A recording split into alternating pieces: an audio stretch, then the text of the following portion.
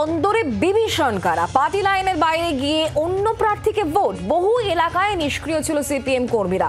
Vote পর্যালোচনার রিপোর্টে এমনই চাঞ্চল্যকর দাবি করা হয়েছে, পার্টির পর্যালোচনার রিপোর্টে এই চাঞ্চল্যকর দাবি করা হয়েছে এবং এই রিপোর্ট শুধুমাত্র পশ্চিমবঙ্গকে সামনে রেখেই নয়, পশ্চিমবঙ্গ, তামিলনাড়ু, কেরল, মহারাষ্ট্র সব জায়গাতে প্রায় এই একই রকমের ছবি সামনে এসেছে। এবার আমরা বিষয় নিয়ে আরো জেনে নেব, কথা বলবো। আমাদের সঙ্গে নিউজ রুম থেকে সরাসরি রয়েছেন আমাদের প্রতিনিধি মৌমিতা চক্রবর্তী। মৌমিতা, এই যে রিপোর্ট অত্যন্ত গুরুত্বপূর্ণ, অন্ততপক্ষে 2024 লোকসভা নির্বাচন পরবর্তী ক্ষেত্রে এই যে কাঁটাছেঁড়া হয়েছে এবং তারপরে যে চাঞ্চল্যকর তথ্য এই রিপোর্টে, কি বলা হচ্ছে রিপোর্টে মৌমিতা?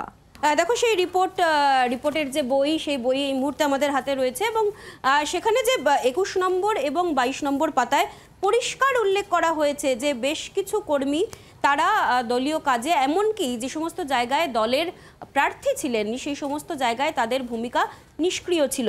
শুধু তাই নয়, কোট আনকোট যদি বলা যায়, তবে সেই কোট আনকোট বক্তব্যে তারা লিখেছেন যে পার্টি লাইনের বিরুদ্ধে গিয়ে কিছু দলের প্রার্থীকে পার্টি সদস্য ও কর্মীরা সমর্থন করেছেন বা ভোট দিয়েছেন। শুধু তাই নয়, নির্দিষ্ট প্রার্থীকে বা দলকে সমর্থনের পেছনে স্থানীয় সংস্থার নির্বাচন ইত্যাদির মতো সংকীর্ণ স্বার্থ কাজ করেছে, এমন সংসদীয় সুবিধাবাদেরও উদাহরণ রয়েছে।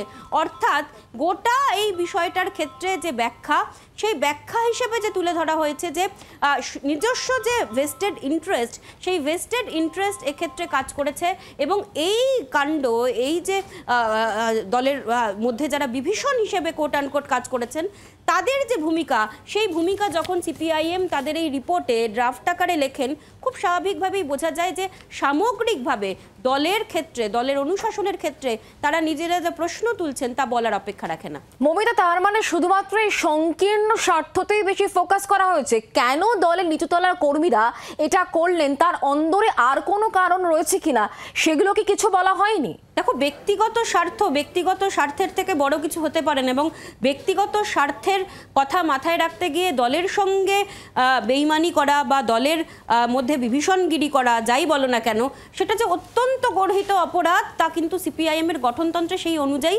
নির্দিষ্ট ধারা, নির্দিষ্ট শাস্তির কথা উল্লেখ রয়েছে। যে কোনো দলের কর্মীদের ক্ষেত্রে এটা প্রাথমিক শর্ত যে তিনি তার দল এবং দলের মতাদর্শের প্রতি সৎ থাকবেন, দলের প্রতি তিনি তার 100% কাজ করবেন।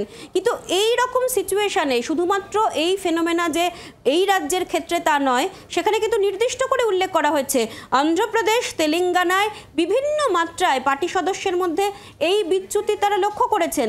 সামগ্রিকভাবে সিপিআইএম দল, কারণ পার্টি কংগ্রেস রয়েছে সামনে, তারা যখন কাটাছেঁড়া করছেন, আলোচনা করছেন, তখন এই রিপোর্টে লিপিবদ্ধ আকারে এইভাবে লিখে দেওয়া অত্যন্ত গুরুত্বপূর্ণ, যেখানে কর্মীদের মান, তাদের নিষ্ঠা, তাদের সততা নিয়ে প্রশ্ন উঠছে। ধন্যবাদ মৌমিতা। বাংলার আওয়াজ, বাঙালির আবেগ, জি 24 ঘন্টা।